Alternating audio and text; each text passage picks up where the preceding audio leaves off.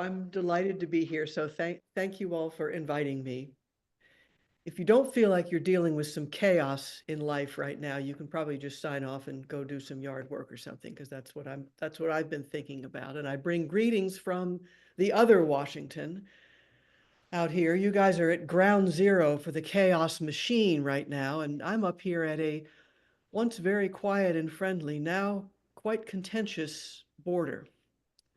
And I'm looking forward to a time in life when all my conversations are not about how are you coping these days, and when I can give a sermon about some odd and interesting theological point without being tone deaf to what is in our faces every day. But I'm glad we're here together. That really, it means an awful lot. And so I'm glad to see some folks from all around the country that I generally only see on the Hollywood squares these days, but it's good to see you and good to be with everybody. You know, we are just not wired to process all of this. The human brain is wired to make sense of chaos, to find patterns, to explain things. We have the amygdala in the back of our brain. The amygdala, it's the part of our brains that reacts emotionally, the fight or flight, the outrage, the joy, the fear, the anger, the immediate rage, grief, the immediate emotions um, come from the amygdala. And the hippocampus is the part of our brain that contextualizes events around us, that puts things in perspective. Um, Someone's coming at you with a needle, your amygdala goes, whoa, but your hippocampus goes, you're getting a flu shot. It's okay. The hippocampus kind of helps you find the patterns and the meaning in things. And this is all too much. I mean, we were just not meant to scroll through this fire hose of trauma every day. And oh, we're not wired for it, which is why it sometimes feels like we're blowing fuses. But here we are, looking for some hopeful way to try to frame all of this, to try to stabilize ourselves. And people turn to religion, people turn to the church or turn to religion. But I got to be honest with you, religion is not doing a lot for me these days. I mean, this is all part of God's plan, some plan, to say the kids in Gaza. The flow of divine providence eventually leads to good. Well, that psalm is about 3,500 years old. And I know God's time is not our time, but I mean, 3,500 years, come on. Just if you just release your worldly attachments, you'll be at peace. That's all. The reason that you're not at peace is because you haven't released your worldly attachments. Well, some people are pretty attached to their kids having enough to eat, or having a safe place to live, or having their family. It's their karma. Please. We just manifest our own reality. I don't think so. Esteemed theologian Walter Brueggemann, who just died a couple weeks ago, tells us the prophetic tasks of the church, are to tell the truth in a society that lives in illusion, to grieve in a society that lives in denial, and to express hope in a society that lives in despair. Theological answers, be they Christian or Buddhist or New Age, they just seem to be making excuses to me sometimes, except maybe the Jewish wisdom. I love this. Do not be daunted by the enormity of the world's grief. Do justly now, love mercy now, walk humbly now. You are not obligated to complete the work, but neither are you free to abandon it. I do like that one. So there are two mythic images, two archetypal stories that my hippocampus kind of resonates with, that have helped me feel at a little bit of balance, that I find myself returning to give me some context in this whole storm. And I know in any speech, you're supposed to give people lists of 3 or 5, but I only have 2. So maybe you can come up with another one. So one, we just celebrated Pentecost, which is, I think, not really quite a big deal in a lot of mainstream churches. And often not a big deal in the Swedenborgian church. It's generally seen as the birth of the Christian church on earth. Well, woohoo. But Catholic theologian Ronald Rolheiser gives us a really wonderful way to look at Pentecost as the end of this arc that begins at Palm Sunday with all those high hopes that Jesus is going to take over and this is what the world is going to look like and we're going to be on top and it will be just and merciful. And I got to admit, I kind of felt that way at the Democratic National Convention this year. And then Good Friday is the deaths that we get dealt in life. Deaths of loved ones, deaths of ideals, the death of what we think our country is, a life-limiting diagnosis, death of our youth, losing jobs. I mean, we get dealt these deaths in life, these Good Fridays where you have a death. And Easter in the Bible is not a triumphant event. Not quite sure where the hallelujah, hide the eggs past the ham comes from, but Easter in the Bible, they're scared, they're bewildered, don't tell anybody, they run away. They get handed this new life that they didn't ask for. Death, a life, you have this new life. And the story continues. Good Friday, the death at Easter, to this new life, or the death at Good Friday, this new life at Easter. And they walk on the road to Emmaus, talking together. What are we going to do? What the hell happened? How is this happening?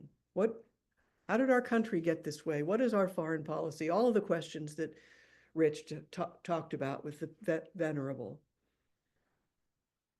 And I think this may be where we are in the story, kind of trying to process it all, walking along together, marching together. Yesterday was amazing. 12.1 million people on the road to Emmaus, trying to wondering how this is all going to turn out and not really knowing. What do we do now? And Jesus was with them at that time. Love and mercy was walking with them, and they just couldn't really recognize it. But love was there. Jesus was there. And then it moves on to the ascension,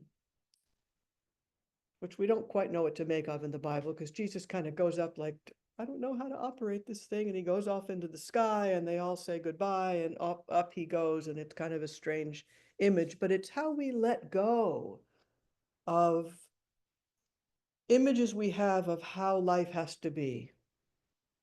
Maybe we let go of the image of who we think has to be president. Maybe we let go of the image of who has to be in our coalition. Maybe we let go of the image that this is the only job or career that I could have. We let go of our images of how life has to be. And Pentecost is an image of how we receive a new spirit to cope with this new life that we got dealt at Easter that we didn't ask for. But God gives each one of us a spirit, a new spirit to cope with this, to react from some context. And I like that. I like the idea that the promise is not that God will make it all okay, or that it is all okay somehow if you just think about it right, but that somehow God promises a spirit of courage and hope and promises that you'll get what you need and to deal with all of this, to keep love alive in your soul. And when I can manage to pay attention,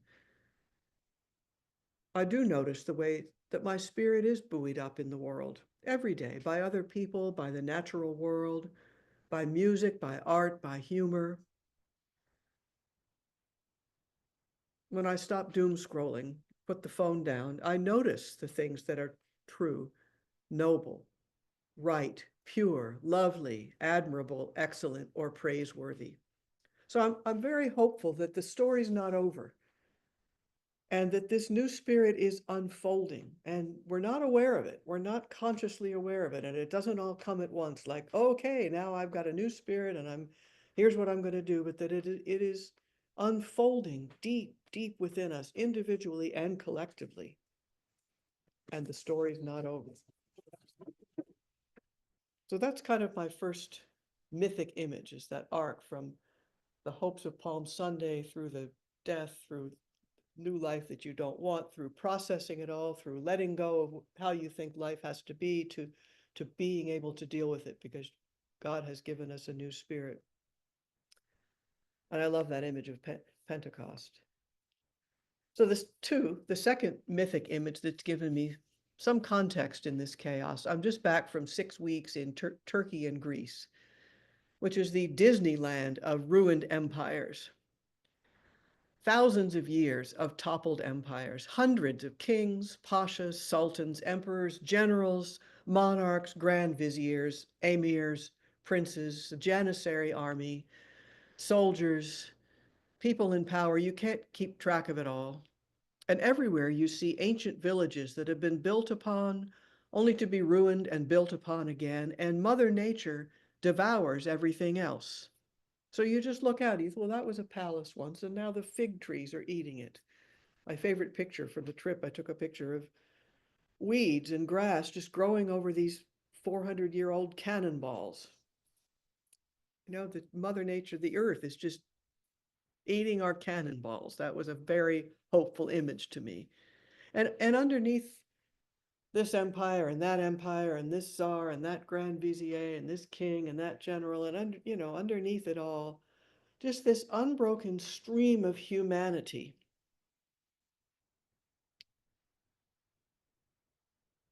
Dancing, singing, cooking, laughing, planting, worshiping, painting, ever hopeful through the millennia, humanity. People have been living through times like these forever.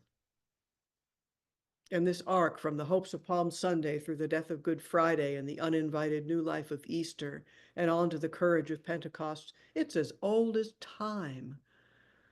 And people survived and thrived by doing exactly what we're doing now, tending to each other, in awe at the sky and the sea and the forests, and trying to create just a little bit of beauty by the daily living out in community of what is true, what is noble, what is right, what is pure, what is lovely, what is admirable, excellent, or praiseworthy. I mean, simply being human out loud is a resistance act.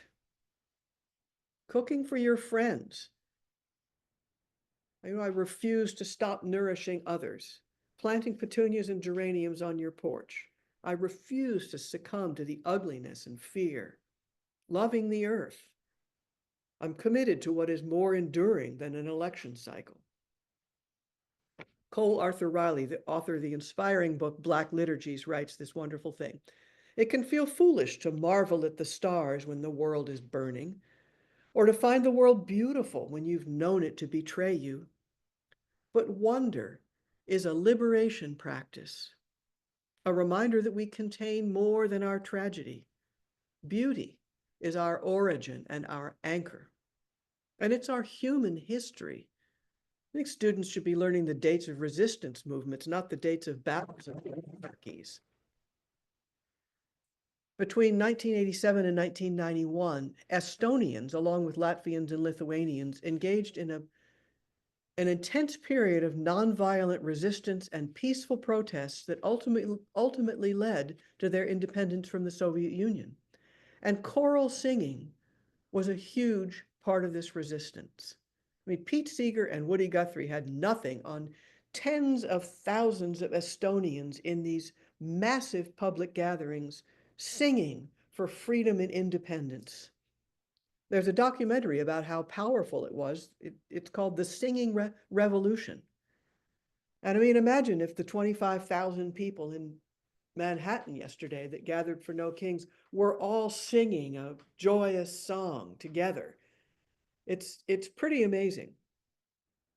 And I've just also learned and did a workshop with a woman who's involved with the Jerusalem Youth Chorus, which is combined of Jews, Christians, Muslims, Palestinians, and Israelis, kids who know that if you sing with somebody, if you learn the lullabies in their language, learn the birthday songs in their language, you cannot hate them, you cannot shoot them. And so they're singing as a resistance to what's going on. And, Saturday Night Live, Stephen Colbert, Jon Stewart, John Oliver, Andy Borowitz. Isn't humor a lifeline in this storm? So we are receiving a new spirit individually and collectively. And the story is not over. And that new spirit may call you to activism. It may call you to comfort those around you who are impacted. It may call you to find quiet stillness within yourself that you may wait and listen for right action and not just react from your amygdala to everything that comes across your screen. It may call you to dance or sing or plant a tomato or paint, tell a joke. And the new spirit will be different for each of us. And it doesn't all come at once. And we don't know what it's going to look like as it unfolds. But it's unfolding. And the Psalm says, look for God in the land of the living, not in your AI curated news feed, not in podcasts, not even in the most objective news media, not in a philosophy or a theology that makes this all okay, not in a new way of thinking, but in the land of the living, in the land of the living, the trees and the birds and the skies and the rivers, and all the flawed, broken people in your path. Not the comment section people, the real people. Look around on this road to Emmaus, and love and truth are among us. We just need to recognize them and call them out and walk with them. Mercy and justice are not gone. They're just drowned out right now by the noise of hateful misinformation. Let us look for the Lord in the land of the living. And I want to close with words from World War II era existentialist Albert Camus. And what a time in human history to write these words. In the midst of hate, I found there was within me an invincible love. In the midst of tears, I found there was within me an invincible smile. In the midst of chaos, I found there was within me an invincible calm. I realized through it all that in the midst of winter, I found there was within me an invincible summer. And that makes me happy. For it says that no matter how hard the world pushes against me, there is something stronger, something better, pushing right back. May it be so. Thank you, Kathy, for that beautiful message. I loved it. I want to open up our time of questions. If anybody has a question or a comment, I see a heart from Joy who liked it. But any questions or comments about Kathy's sage advice for navigating difficult times with two ways of looking at it, which were great. Robert? I have a couple comments. Alan Watts said once that he knows that metaphysically, he has to consider that the world is 50% good and 50% evil. But if he didn't believe that it was 51% good and 49% evil, he couldn't get out of bed in the morning. So that's a choice we can make in despite or even in light of what we know to be intellectually, is that extra little push from the heart. And another great line from Camus that I often use in a Swedenborgian frame is that don't wait for the last judgment. It happens every day, which makes each moment so precious and so powerful in terms of change. Thank you. Thank you, Robert.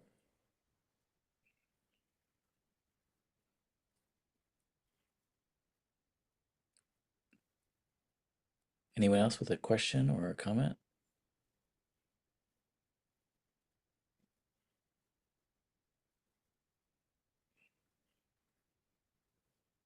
Well, you all are, Reverend Glenn. I was intrigued especially by the word from Swedenborg that was read. 40 years ago, I began ministry in the United Methodist Church. My first parish was the Gresham United Methodist Church. When I arrived, they were telling stories of 50 years ago when they suffered a church split. And it was brother against brother, families were split and so forth. And but they were still grieving after 50 years. And I said it in a sermon at one point that it was a good thing because since that one split, and there was a second split too, In this small rural community, there were now 3 churches. Each one had a different perspective, and each one was doing well. And why not? We would rejoice now, even though that was a very, very painful process to have gone through, and yet we can see how God delivered us in the end. And that's my prayer for the United Methodist Church after all these disaffiliations as well. Beautiful, Glenn. I mean, I would be interested in hearing from folks, what's helping you keep balance in the midst of all of this?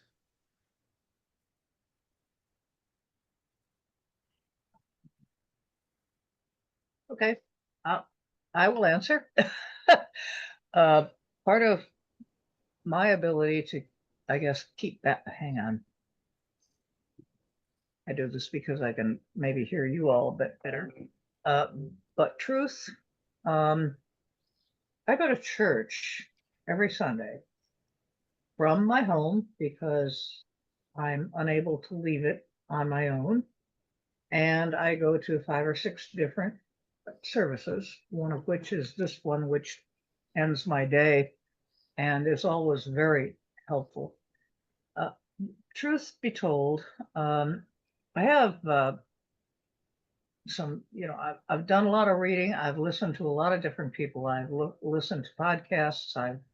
I've read things and so on. And these are the things, I guess, that get me through my days. My own personal thing is, and I can't negate this enough. It sounds so stupid, but I was born and raised in the Swedenborgian Church. I believe that, chaos is inevitable, but I also believe that good will come. I also understand that there's an awful lot of good out there. And so I search for that. I look, I just actually had service earlier today that had all about to do with charity and living that kind of a life. And truth, I love that. But on the other hand, I look at the realities. And fortunately, I have friends who have these other interests and they bring them to me. And I think that what I'm hearing overall is a kind of ultimate way out of chaos, understanding that chaos exists now, but there is something better beyond, which is all part of my understanding of how we need to be.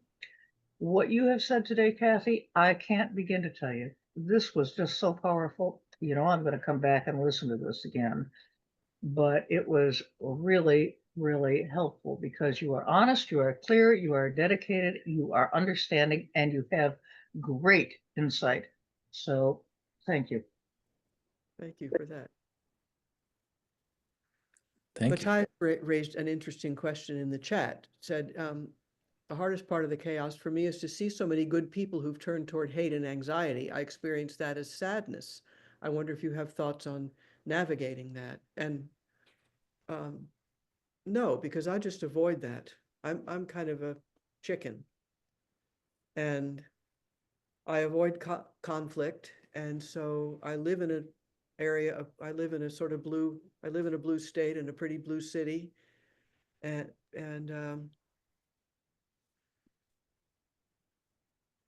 I just avoid the people that have turned toward hate and anxiety.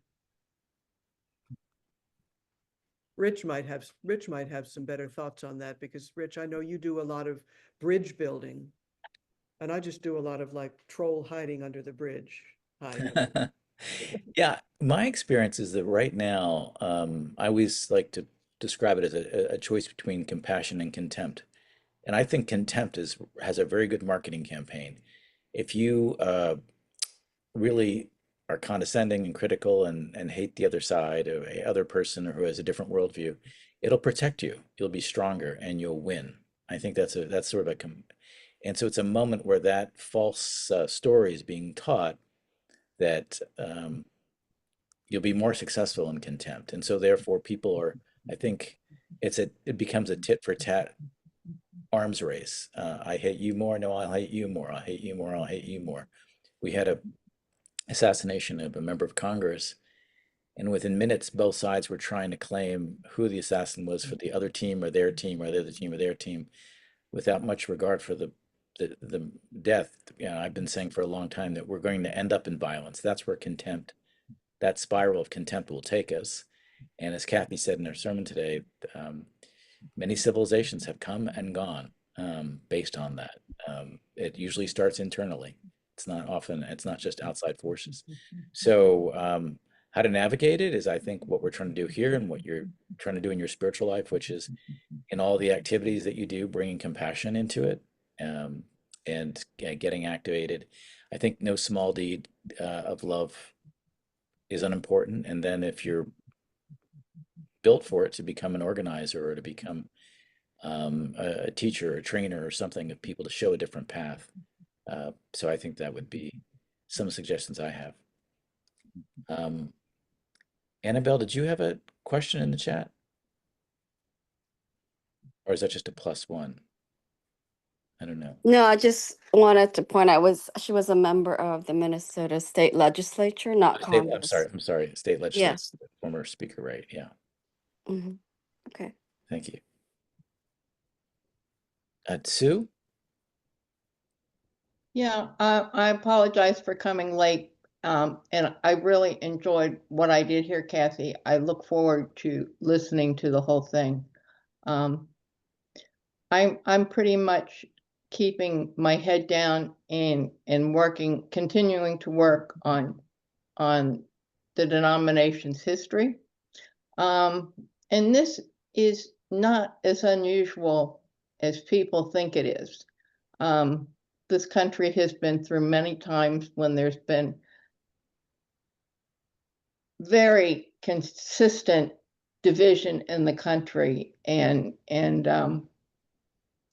we've always managed to live through it, and it always feels, I'm sure, like it's the end of the world. But I am trying to focus on, we've lived through bad times before and we'll live through bad times again. And however it comes out is however it comes out. But I appreciate you're looking at it as maintaining our personal lives as being the most important, and our personal relationships. And I appreciate your focusing on that.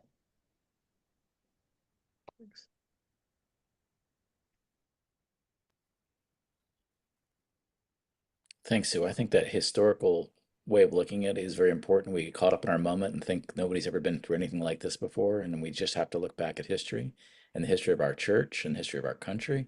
And as Kathy was saying on her trip, the history of the world, that these are cycles that we will go through.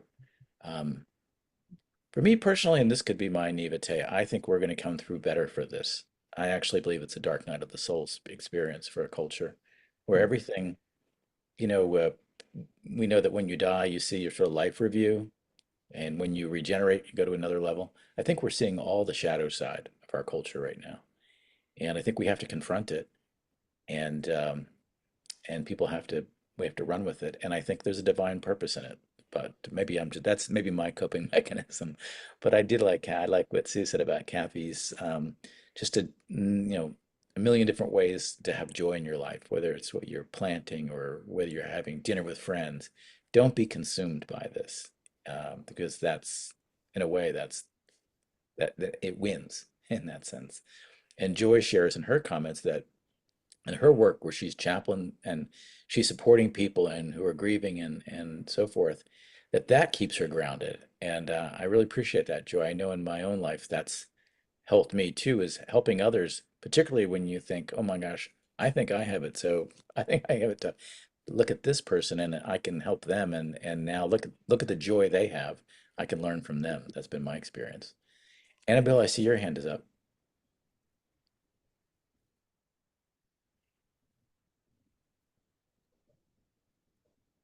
Do you want to go, Annabelle? You're on mute, Annabelle. Oh, I'm sorry. Yeah, I just wanted to share that I was at a No Kings rally yesterday in Romney, West Virginia, which is a very small town in the mountains here. And there were a few Trump supporters there. And because my friend decided to go over and talk to them, I ended up meeting one of them. And he ended up giving me what he thought was a treasure, which I have come to treasure. It's like a rock with fossils in it that he finds like in a creek near him. And we just had this incredible moment of connection. And I think I'm gonna end up seeing him again because I want to find more river stones from him. But in any case, I just want to say I feel like the challenge right now is to figure out how to keep seeing each other's humanity and connecting, even if it seems hard. Thanks, Annabelle.